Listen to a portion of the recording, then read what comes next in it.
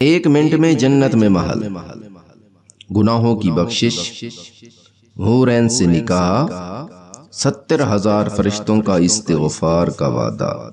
رسول اللہ صلی اللہ علیہ وسلم نے فرمایا، جو کسی رات سورۃ حامیم سورۃ دخان پڑھے گا وہ صبح کو اس عالم میں ہوگا کہ اس کے لیے 70,000 فرشتے استغفار کریں گے۔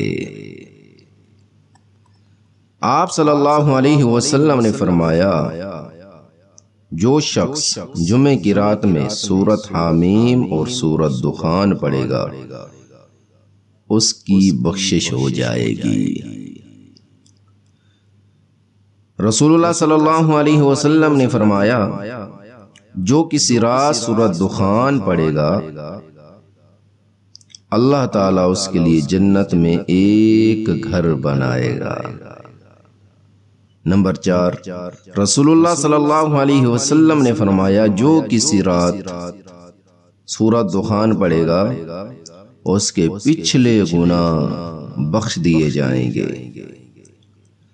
نمبر 5، آپ صلی اللہ علیہ وسلم نے فرمایا، جو جمعہ کی رات میں سورۃ حامیم اور سورۃ دخان پڑھے گا وہ بخش دیا جائے گا